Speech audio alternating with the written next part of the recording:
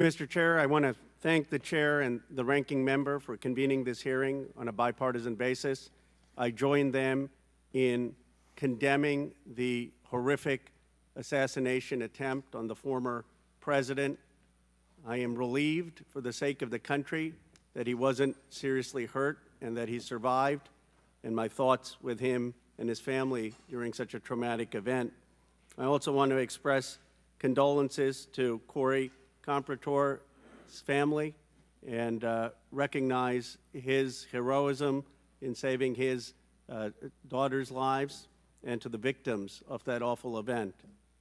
Now, Director Cheatle, would you agree that this is the most serious security lapse since President Reagan was shot in 1981 of the Secret Service? Yes, sir, I would. And, do you know what Stuart Knight did when he was in charge at the time of the Secret Service? Do you know what he did afterwards? He remained on duty. He resigned. He resigned.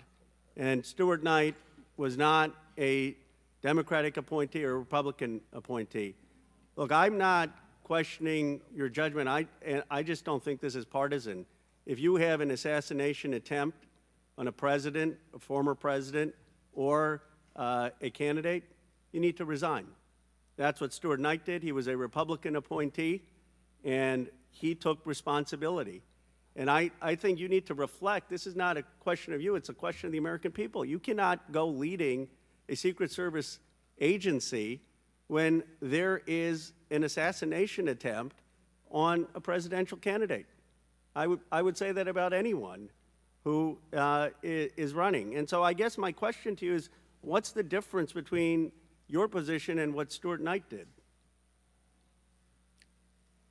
What I will tell you, sir, is that I am dedicated to finding the answers to what happened. And like every Secret Service agent, we don't shirk from our responsibilities. I will remain on and be responsible to the agency, to this committee, to the former president, and to the American public. But is there a reason you wouldn't just do what Stuart Knight did after the Reagan assassination attempt? I believe that I provided an answer.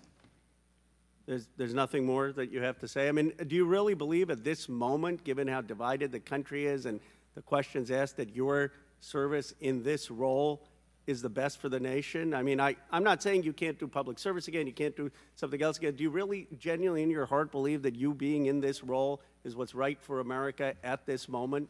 I mean, do you think there are people who are Trump supporters who have confidence in you? The one thing that we've got to have agencies in this country that transcend politics, that have the confidence of independents, Democrats, Republicans, progressives, conservatives. Do you really believe that the majority of this country has confidence in you right now? I believe that the country deserves answers, and I am committed to finding those answers and providing those answers.